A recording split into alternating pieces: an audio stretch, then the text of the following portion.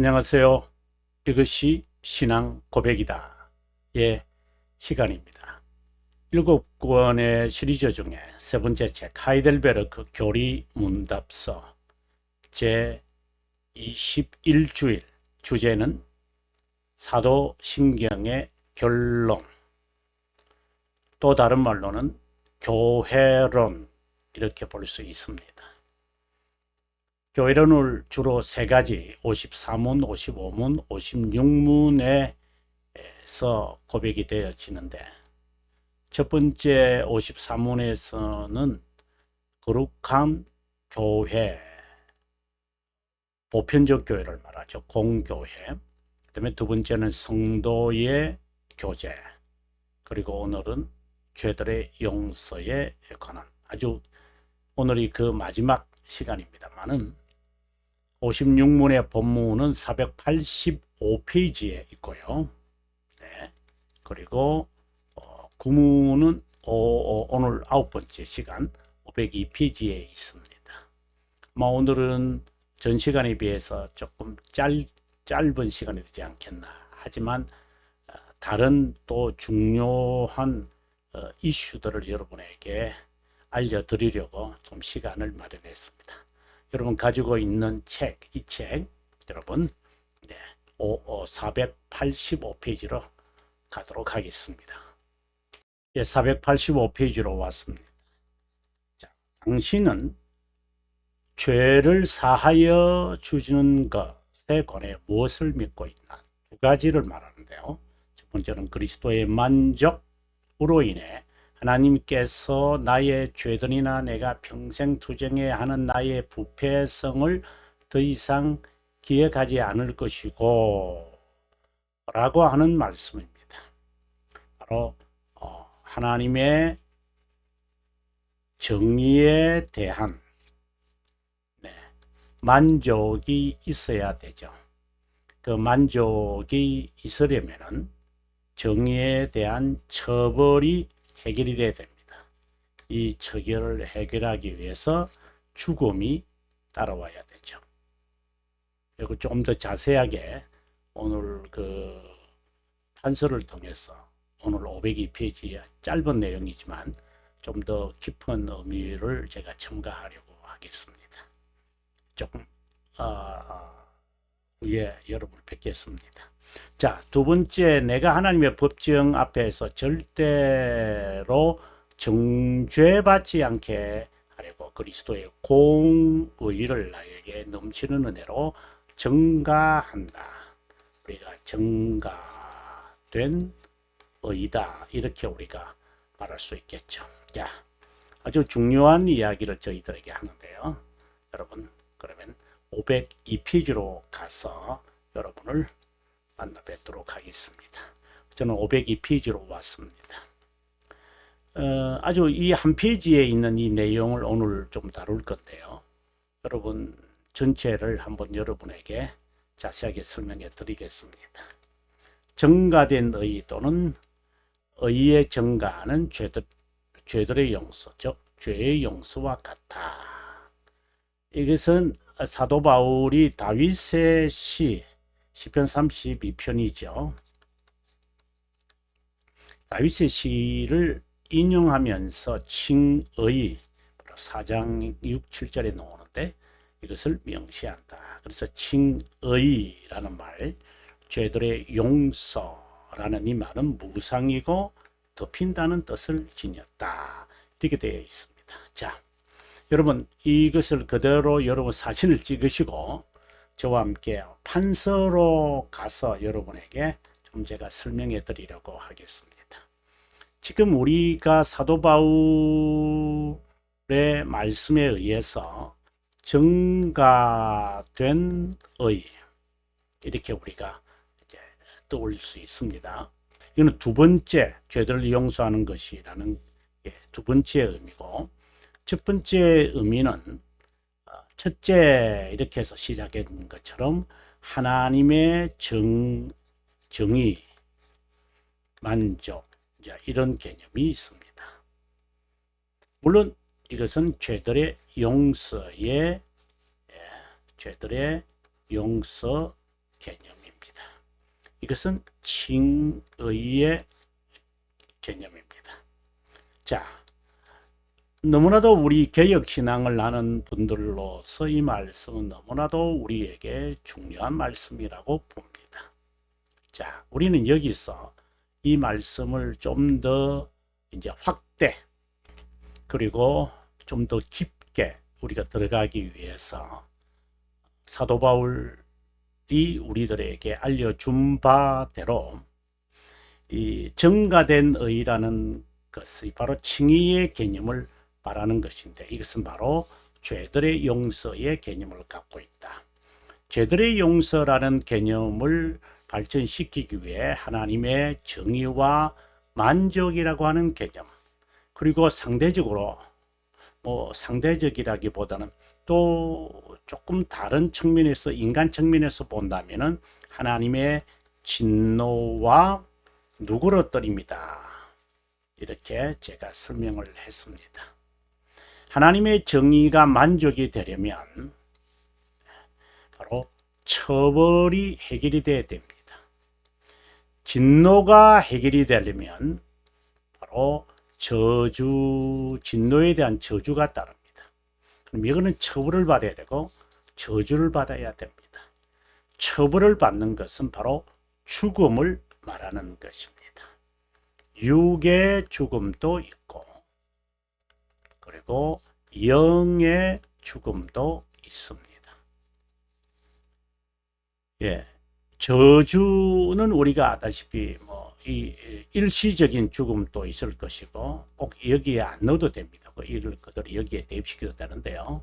죽음, 그리고 영원한 죽음, 이렇게 되겠죠. 그럼 이것을 해결하기 위해서는 희생제물이 필요하다고 했습니다.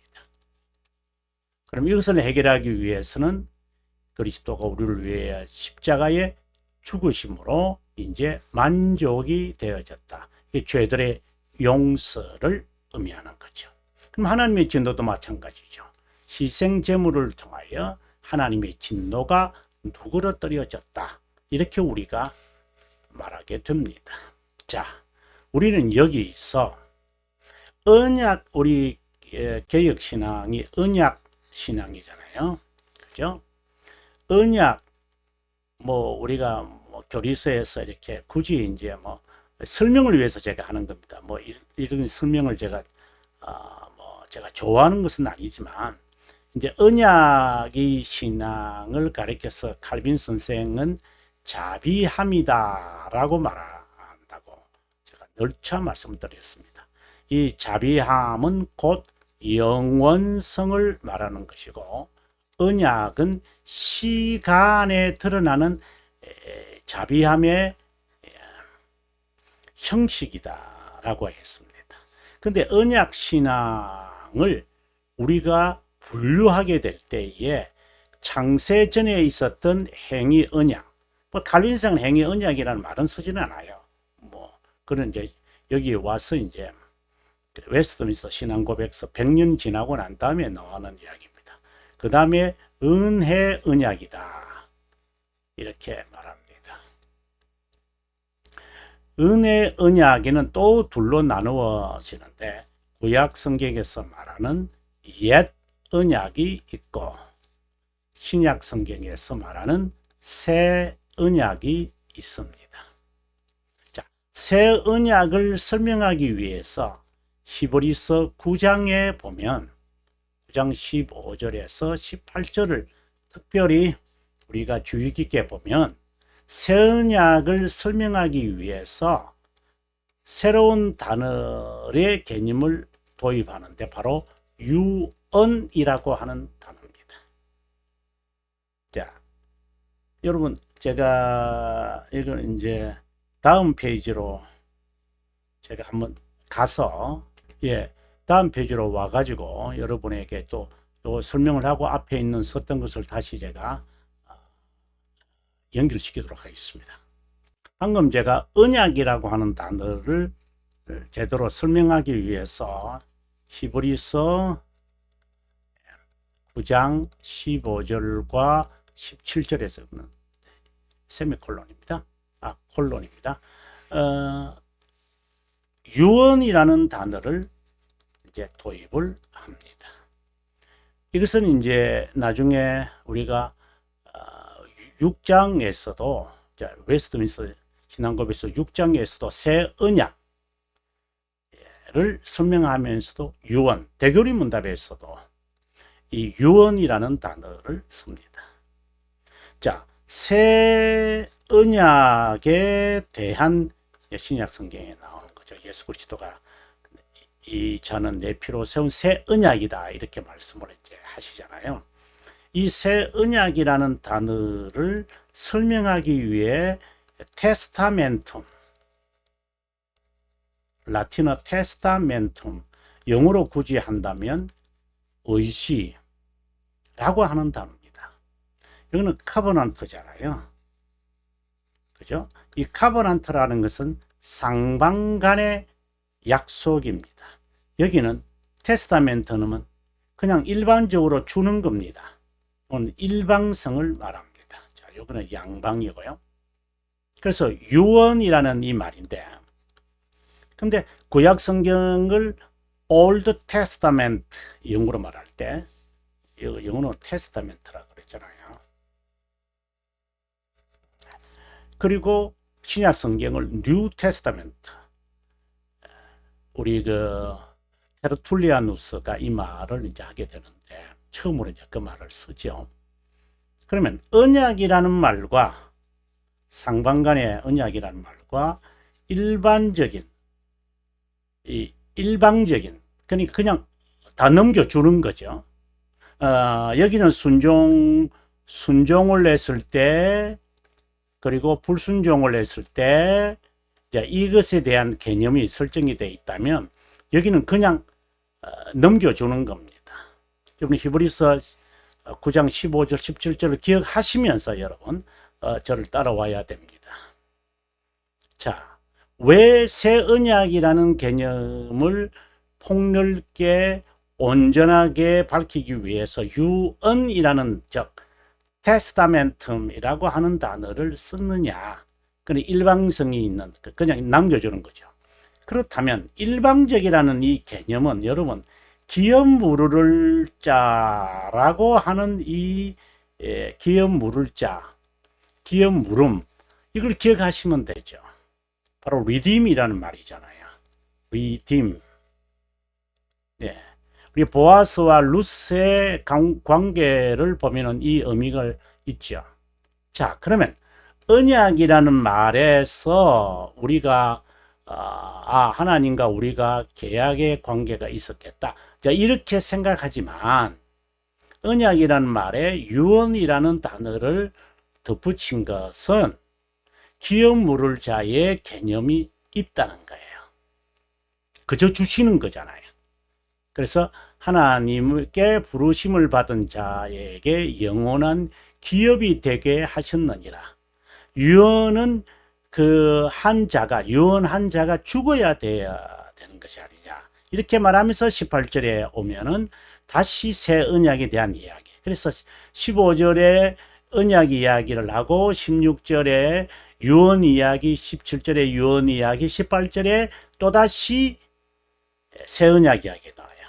그러면 새 언약, 은혜 언약이죠. 은혜 언약의 개념을 이제 온전하게 만드는 데 있어서 테스타멘툼이라는 단어가 채용이 되는 거예요. 이것은 바로 기업 물을 자처럼 내가 내 가까운 친척의 미망인에게 결혼을 해서 내 모든 자손도 다 주는 거죠. 그래서 그 가까운 친척의 이름으로 모든 것을 다 넘겨줘 버리는, 이게 유언과 같은 거지요. 그러면 나는 죽는 거고 나라는 존재는 없어져요. 그러면 이것은 바로 기업 물을 자의 개념이고 구속자의 개념이고, 이것이 바로 정가된 의의 개념인 거예요. 그리스도가 나를 위해 죽으시고, 유언이죠. 유언을 죽어야 된다고 그랬으니까. 그러면 그분이 나를 위해 죽으시고, 그럼 그분이 얻는 것은 뭐죠? 언약의 개념으로 카버넌트라고 하는 개념으로 들어가면은 우리는 순종해야 된다는 것이 나오지만 유언이라는 개념을 거기에 첨가시키게 되면은 무상으로 우리에게 주신 것이다. 일방적으로 우리에게 다 허락하신 것이다. 본인이 죽으시고 본인이 선택하시고 본인이 죽으시고 본인이 우리를 대속하시고 그러면요. 그분이 우리에게서 영광을 받으려 하시지도 않으시고 우리의 것이 아닌 것을 우리는 받았죠. 의라고 여기고 하나님의 자녀라고 여겨집니다. 그러면 주님은 주님의 것도 아닌 우리의 죄의 짐을 그분이 짊어지셨다. 이권 2장에서 칼빈성이 이권 2장에서 이 말씀을 이제 밝히는 거잖아요. 우리 것이 아닌 것을 그분은 가져가시고 내 것이 아닌 주님의 것을 우리가 가진 거다. 이렇게 이제 말씀을 하는 거. 이게 전가된 의에 대한 개념이에요.